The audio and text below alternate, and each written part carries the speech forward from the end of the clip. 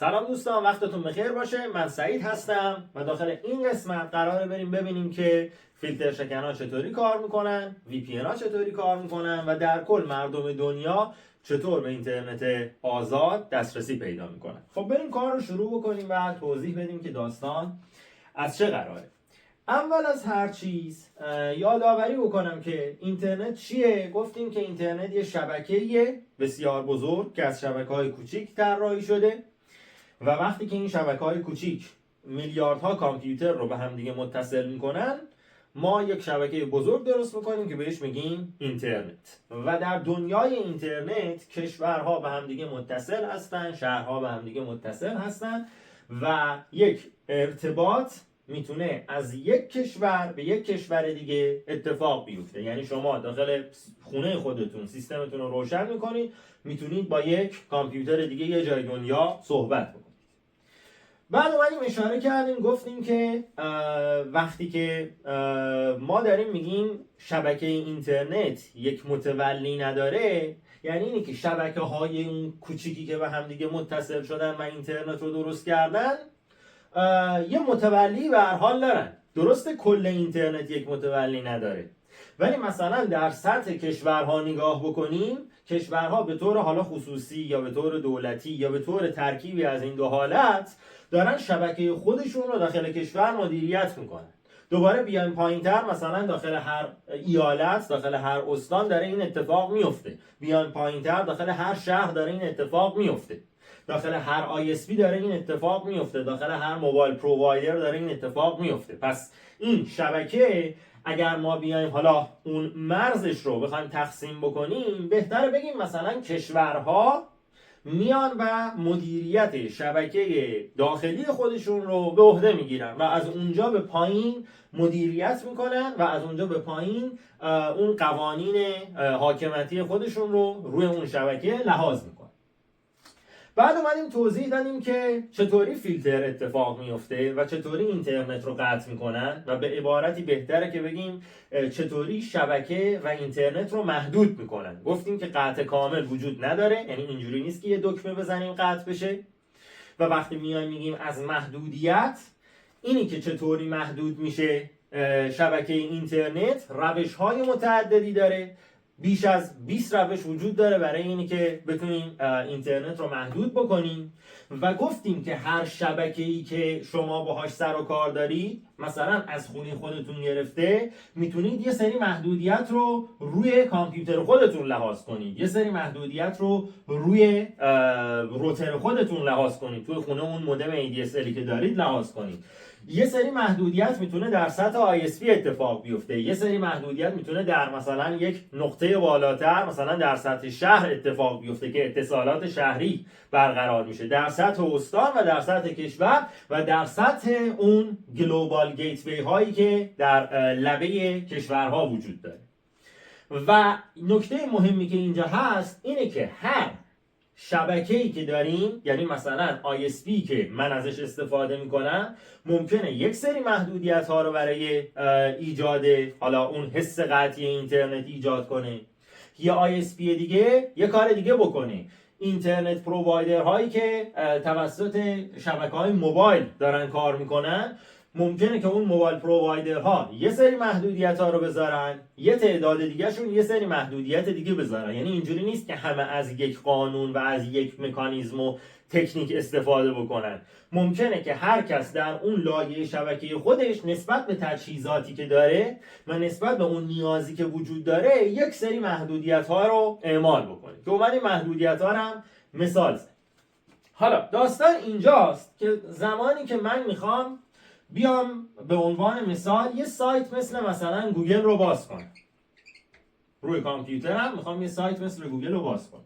خب فرآیند اینی که من به مثلا سرور گوگل دسترسی پیدا بکنم، فرض کنید مثلا سرور گوگل، حالا یک نقطه مثلا اینجا یک شبکه دیگه ای داریم، این شبکه اتصال داره و اینجا سرور گوگل هست و من میخوام بهش ارتباط برقرار بکنم.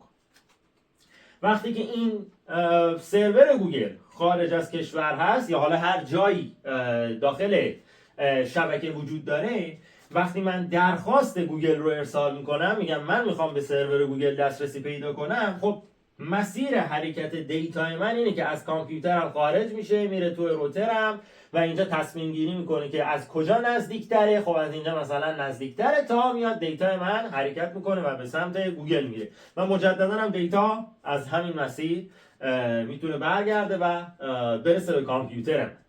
حالا وقتی که بیان محدودیت ایجاد بکنیم، حالا مثلا ISP من یه محدودیت ایجاد میکنه، میاد چیکار میکنه؟ مثلا IP رو بلاک میکنه یا مثلا DNS رو دستکاری میکنه یا به هر شیوهی این دسترسی رو میبنده. چطوری میتونه این دسترسی رو ببنده؟ خلاصه ماجراش اینجاست که اون متوجه میشه، در هر سطحی از شبکه متوجه میشه که من میخوام به گوگل دسترسی پیدا کنم و چون اومدن گوگل رو محدود کردن، دسترسی به گوگل دیگه برای من امکان پذیر نیست.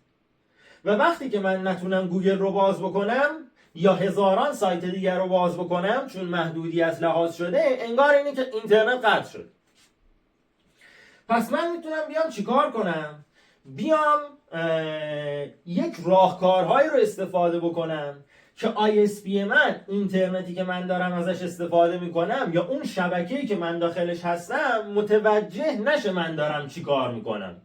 وقتی ما میگیم فیلتر شکن داریم استفاده میکنیم یا VPN داریم استفاده میکنیم که VPN خودش یکی از انواع فیلتر شکن هاست، یعنی چی؟ یعنی اینی که کاری میکنیم که داخل این شبکه‌ای که هستیم و اون محدودیت لحاظ شده متوجه نشه که من دارم به گوگل دسترسی پیدا میکنم یا درخواستم رو به گوگل میدم و مسیر به این شکل داره اتفاق میفته. یعنی در حالت عادی من میگم من گوگل رو میخوام، این سرورهایی که اینجا وجود دارن، روترهایی که وجود دارن و فایروال هایی که در این لایه ها وجود دارن متوجه میشن که من از اینجا به کجا میخوام متصل بشم. مقصدم مشخصه، به خاطر اینکه گفتیم که گوگل مثلا IP داره، ما گذاشتیم مثلا 2222. خب اینا همه این مسیر میبینن که من دارم به کجا دسترسی پیدا میکنم، همه این مسیر میبینن که من دارم به گوگل دسترسی پیدا میکنم و میتونن ببندنش. حالا اینجا بحث فیلتر شکن میاد وسط که مهمترین فیلتر شکنی که استفاده میشه در هر جای دنیا VPN چیه؟ Virtual Private Network. یعنی چی؟ یعنی شبکه خصوصی مجازی. یعنی چه اتفاقی داره میفته؟ بعد فیزیکی دیگه نداره که تجهیزات به این شکل قرار گرفته باشن و عمومی هم نیست. مثل این نمیمونه که شما دیتاتون رو بذارید روی این شبکه حرکت بکنه بره به سمت حالا جاهای دیگه. چه اتفاقی میفته؟ اصطلاحاً ما وقتی که VPN استفاده میکنیم یک تونلی داره صورت میگیره بین من و بین اون کامپیوتری که VPN سرور هست. یعنی همیشه در این ساختار VPN ما یک کلاینت داریم که میشه کامپیوتر ما و یک VPN سرور داریم که داره اون خدمت رو به ما ارائه میکنه و معمولا جایی هستش که دسترسی آزاد به حالا اینترنت یا اون شبکه‌ای که ما میخوایم بهش دسترسی پیدا بکنیم رو داره. یعنی محدودیت ها یک جا لحاظ شده و اون سرور VPN خارج از اون محدودیت هاست و میتونه به اون شبکه هایی که اینجا محدود شده اون دسترسی پیدا کنه. مثلا VPN سرورها معمولا خارج از کشور هستن، معمولا خارج از استان ها هستن، معمولا در لبه این شبکه ها قرار میگیرن. بستگی داره که داخل کدوم کشور و چه شرایطی باشه، چون میگم نسبت به هر کشور و نسبت به هر جا قوانین متفاوته و شکل عبور از فیلتر هم متفاوت خواهد بود. یعنی مثلا شما اگر برید چین، داخل چین محدودیت های نتورک یک شکله و عبور ازش یک شکله. برید داخل روسیه یک شکله و به یک شکل دیگه هم دورش میزنن. بقیه کشورها هم همین شکل. متفاوته سیستم فیلترینگ و سیستم عبور ازش هم متفاوته. حالا در دنیای VPN وقتی که ما یک VPN سرور داشته باشیم، اصطلاحاً یک تونل ایجاد میشه. یعنی چی؟ یعنی یک مسیر امن ما بین من و این VPN سرور ایجاد میشه که اصطلاحاً بهش میگیم تونل. و وقتی من میگم google.com رو میخوام دسترسی پیدا بکنم، ارتباط من از داخل این نتورک به سمت گوگل دیده نمیشه. یعنی مثلا فرض کنید این VPN سرور من آی پیش باشه 333 و دسترسیش هم محدود نشده باشه. یعنی این ساختار داخلی نتورک ما گفته باشه 2222 یا گوگل رو ببند. ولی الان وقتی من دارم از VPN سرور استفاده میکنم، شبکه من، کامپیوتر من، اون روترها و فایروال هایی که در سطح ISP، در سطح شهری، در سطح استانی، در سطح ایالتی، در سطح کشوری دارن میبینن، ارتباطی که ایجاد میشه به سمت این سرور VPN و چون یک شبکه خصوصی است و داخلش داره انکریپشن اتفاق میفته، هیچ کدام از این لایه هایی که اینجا وجود دارن متوجه نمیشن که داره چه اتفاقی میفته و چه درخواستی داره عبور میکنه. میبینن شما ارتباط برقرار کردید از کامپیوترتون به VPN سرور، ولی متوجه نمیشن که شما دارید چی رد میکنید، چون کاملا کد شده هستش. پس اتفاقی که میفته، من ارتباط و سشنم با این سروره باز میشه و این تو میگم من google.com رو میخوام و وقتی که اینجا درخواست اینی که من میخوام به گوگل متصل بشم رو ارسال میکنم، از داخل این تونل به طور کد شده دیتا من روی همون نتورک داره حرکت میکنه، وارد این سرور میشه. این سرور متوجه میشه که من میخوام به گوگل دسترسی پیدا کنم، چون دسترسیش بازه میره گوگل رو برای من برمیداره، سرو میکنه، دوباره تو همین مسیر تونل برمیگردونه و برای من میفرسته.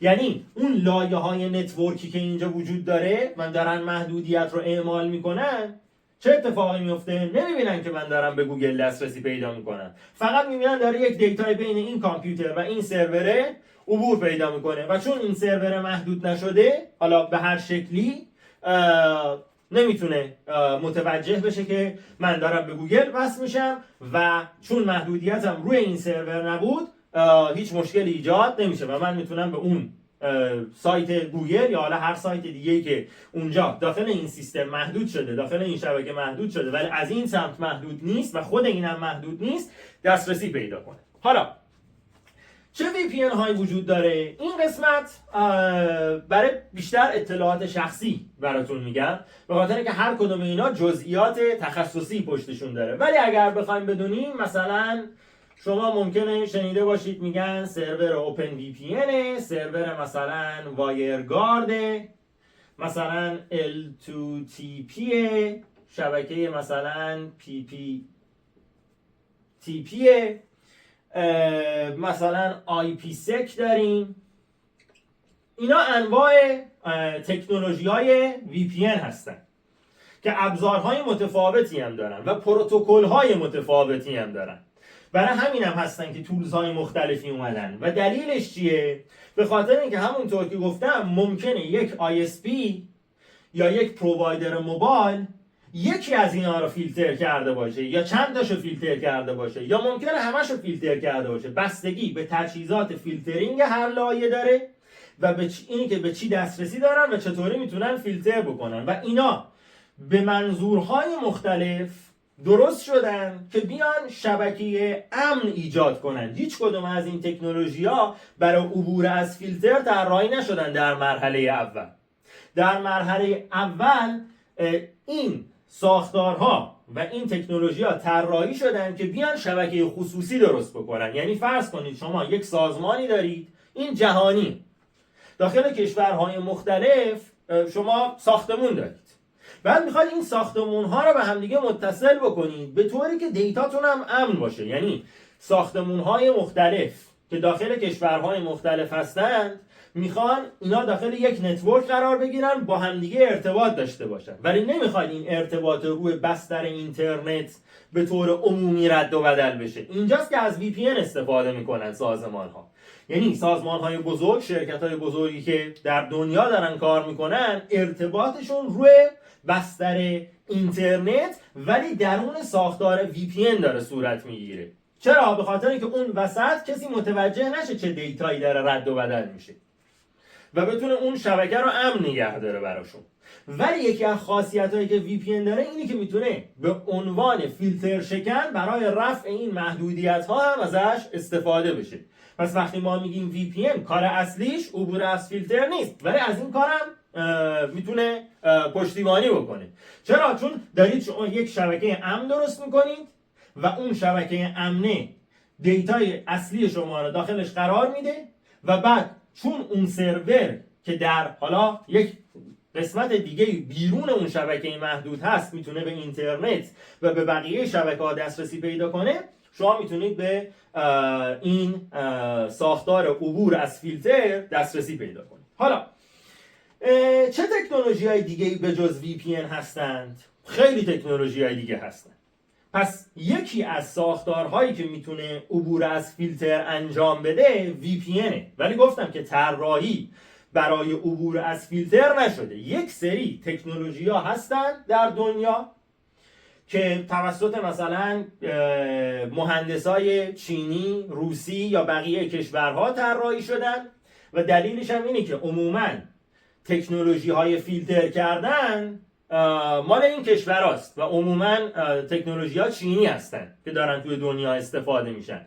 یعنی تجهیزات فیلترینگ چینیه و از اون سمت تجهیزات عبور از فیلتر هم چینی که حالا در جلوتر در رابطه با این موضوع هم صحبت میکنم. یه سری تکنولوژی‌ها هستن که اینجا می‌نویسم به طور تخصصی برای چی هستن؟ اینی که از فیلتر عبور بکنن و از محدودیت عبور کنن، مثلا پروکسی ها ممکنه شما شنیده باشید، مثلا تور، حالا اینا رو یکی یکی توضیح میدم، شادو ساکس، V2 ری که این روزا خیلی معروفه، یا ایکس ری. دیگه عرضم به حضورتون یه تکنولوژی دیگه، یک مدل دیگه هم هست بهش میگن دامین فرانتینگ. اینم روش های متداول عبور از فیلتره، یعنی به طور خاص برای عبور از محدودیت اینا طراحی میشن. پروکسی کارش چیه؟ پروکسی یک رابطه، یعنی شما یک سروری رو خارج از شبکه محدود دارید و میاد یک چیزی شبیه به VPN خواهید داشت، ولی VPN نیست، چون VPN میاد شبکه امن درست میکنه، شبکه سازمانی امن درست میکنه عموما برای شما و منظورش عبور از فیلتر نیست و سنگین‌تره. یعنی چی سنگین‌تره؟ یعنی از نظر اون باری که ایجاد میکنه روی شبکه و باعث بشه مثلا سرعت شما کاهش پیدا بکنه و نیاز داشته باشه که یه سری تکنولوژی های خاص روی سیستمتون نصب بشه، اون سمت روی سرورها نصب بشن و بعد یه سری اوورهد ایجاد بکنه روی سیستم عامل هایی که اینجا وجود داره، چون میخواد به هدف ایجاد یک شبکه خصوصی مجازی برسه. ولی این ساختارهایی که اینجا نوشتم عموما سبک هستن و طراحی شدن فقط برای اینکه بتونن محدودیت رو دور بزنن و از محدودیت خارج بشن. پس پروکسی میاد یک رابط اینجا درست میکنه، مثلا این پروکسی سرور ماست، شما درخواستتون که رو میخواد ارسال بکنید به جای اینکه عادی بخواد بره روی شبکه قرار بگیره، ابتدا حرکت میکنه و میره داخل پروکسی سرور، پروکسی سرور ارجاش میده به مقصدی که میخواد، جواب برمیگرده و شما میتونید استفاده کنید. حالا این میتونه پروکسی سرور یا مثلا HTTP باشه، یعنی رمزنگاری نداشته باشه، یا HTTPS باشه، رمزنگاری داشته باشه. تور یک ساختار پیازی شکل داره اصطلاحاً و مدلش این شکلیه که در لایه‌های مختلف شبکه رابط‌هایی وجود دارن، یعنی میتونه مثلا داخل قسمت‌های مختلف شبکه هر جایی باشه و وقتی شما میخواید ارتباط برقرار کنید یه جوری اینو حرکت بده که شما به اون ساختاری که میخواید متصل بشید، مثلا یه همچین شکلی رو در نظر بگیرید. این میچرخه داخل شبکه و سعی میکنه به اون نقاطی که میتونن به نقطه بعدی متصل بشن و از شبکه خارج بشن، از شبکه محدود خارج بشن، اون مسیر رو برای شما کامل کنن و به اون مقصد برسن و جواب رو بیارن. ولی نکتهش اینجاست که باید سیستم شما به اولین رابط دسترسی بتونه پیدا کنه. رابط بعدی بتونه پیدا بکنه که کدوم رابط میتونه دسترسی داشته باشه، بعدی همینطور، بعدی همینطور، بعدی همینطور تا برسه به مقصد. این تکنولوژی تور هسته. شادو ساکس کارش اینه که میاد برای شما شکل درخواست شما رو تغییر میده. یعنی چی؟ یعنی فرض بکنید که من میخوام گوگل رو برم باز کنم. خب اون پاکتی که داره تولید میشه برای اینکه رو شبکه قرار بگیره بره به سمت گوگل، خب یک شکل مشخص داره که گفتیم ابزارهای DPI یا دیپ پاکت اینسپکشن کاری که انجام میدن از روی پاکت، از شکل پاکت، الگویی که پاکت داره، حالا این میتونه هدرش باشه، میتونه دیتای داخلش باشه، میشه رفتاری که داره دنبال میشه یا اون الگویی که داره دنبال میشه، متوجه بشن که این داره میرسه به سایت گوگل و ببندنش. شادو ساکس میاد چیکار میکنه؟ میاد این رفتار رو تغییر میده و اون الگویی که معمول بوده رو میشکنه و باعث میشه که اون سیستم دیپ پاکت اینسپکشن متوجه نشه که شما دارید به اون نقطه دسترسی پیدا میکنید. چرا؟ چون الگویی که میشناخته برای اون ساختار رو داره میشکونه به یه شکل جدید براش ایجاد میکنه، ولی در نتیجه کارش هم داره انجام میده. و اتفاقی که میفته چیه؟ در همه این ساختارها مثلا پروکسی، مثل تور، مثل شادو ساکس، همه اینها یک به هر حال سرور یا یک به هر حال رابطی دارن که دسترسی به اون شبکه آزاد رو داره. یعنی اینجوری نیست که از سیستم شما بره یهویی برسه به شبکه آزاد. یک رابطی این وسط وجود داره در همه حالت‌ها، چه VPN، چه پروکسی، چه تور، چه شادو ساکس، چه ویتوری، چه هر مدل دیگه‌ای که هست. پس این میشه شادو ساکس. ویتوری چیه یا ایکس ری چیه؟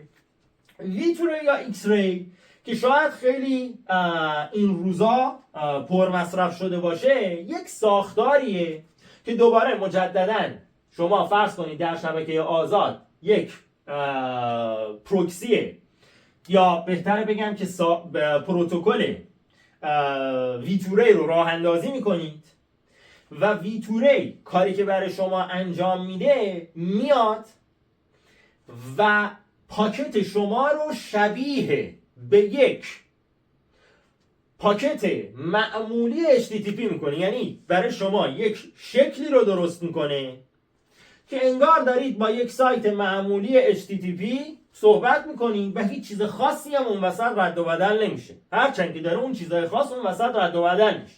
که حالا خود ویتوری دو تا پروتکل معروف داره استفاده میکنه، یکیش به اسم ویلسه، یکیش به اسم ویمس، که این ویلس مدل لو پروفایلشه، لایت ویته، و این ویمس مدل مچورشه، یعنی پروتکل مچور هست، سنگین‌تر هست و لایت ویته سبکتر هست، سرعت شما رو کمتر پایین میاره. چون به هر حال همه اینا یک اضافه کاری دارن انجام میدن که باعث میشه سرعت کند بشه.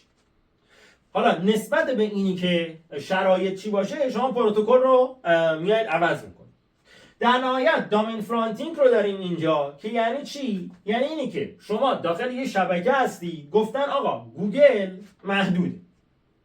یک نقطه‌ای در این شبکه که معمولا دیتا سنترها هستن، یعنی شما یک دیتا سنتر اینجا ممکنه داشته باشید، این DCM هاست که این دیتا سنترها معمولا اینترنت آزادتری دارن و میتونن مثلا به گوگل هم دسترسی پیدا کنن، ولی شما داخل شبکه‌های ISP و موبایل پرووایدر و اینا میبینید که دسترسی به مثلا گوگل نیست. دامین فرانتینگ میاد چیکار میکنه؟ میگه خب من میام مثلا فرض بکنید یک دامنه رو درست میکنم به اسم مثلا mygoogle.xyz که محدودم نیست داخل این شبکه، چون اینا google.com رو بستن.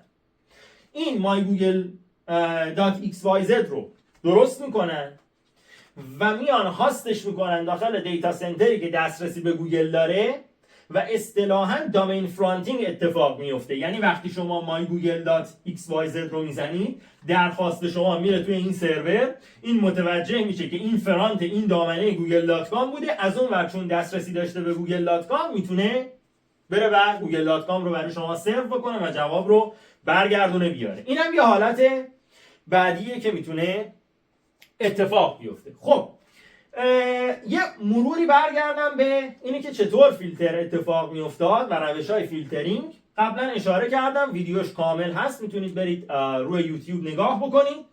گفتیم میتونن آی پی رو ببندن، میتونن از طریق دی ان اس ببندن، میتونن از طریق دی پاکت اینسپکشن ببندن و نکته مهم که دوباره میخوام یادآوری بکنم اینه که داخل یک شبکه، حالا فرض کنید در سطح یک کشور که دیتا سنترهای مختلفی وجود دارن، آی اس پی های متفاوتی وجود دارن، موبایل پرووایدرهای متفاوتی وجود دارن، گیتوی های مختلفی در سطح کشور داریم که اینا به جای مختلف و به کشورهای دیگه‌ای دارن ارتباط برقرار میکنن. شما با یک شیوه محدودیت روبرو نیستید. برای همینم یک اصطلاحی جدیداً در جامعه ها باب شده به اسم میگن کانفیگ. شاید شنیده باشید که میگه میرم کانفیگ میگیرم. یعنی چه کانفیگ میگیرم؟ یعنی به شما یک پروتکلی رو میدن که داخل شبکه شما کار بکنه، ولی الزاما هم همیشگی نیست، چون ممکنه که ساختار نتورک شما دائم مدل فیلترینگش رو تغییر بده. برای همین هم هستش که شما ممکنه یه فیلتر شکن بگیرید رو گوشیتون کار بکنه، ولی روی مثلا لپتاپتون روی اون اینترنت ADSL خونتون کار نکنه، یا برعکسش وجود داشته باشه. یا مثلا برید داخل یه محله کار بکنه، داخل یه محله دیگه کار نکنه، روی یه موبایل پرووایدر کار بکنه، روی موبایل پرووایدر دیگه کار نکنه، توی یه شهر کار کنه، داخل یه شهر دیگه کار نکنه، توی یه ایالت کار کنه، توی یه ایالت دیگه کار نکنه. متفاوته. برای همینم این هستش که هر ساختاری ممکنه سیستم فیلترینگ خودش رو داشته باشه و محدودیت رو به یکی از اون روش‌هایی که داخل ویدیوهای قبلی گفتم انجام داده باشه و شما نسبت به کانفیگی که میگیرید برای همون محدودیت حال حاضرتونه. برای همینم دائم ممکنه اینا تغییر بکنه. پس اینم که از کانفیگ چیه داستانش به این شکل گفته شد. حالا عرضم به حضورتون، آیا اینی که VPN یا حالا هر کدوم از این ساختارهایی که برای عبور از فیلتر رو استفاده میکنیم یعنی امنیت؟ اصلا همچین چیزی نیست. یعنی شما بحث عبور از فیلتر رو با بحث داشتن امنیت نباید قاطی بکنید. چرا؟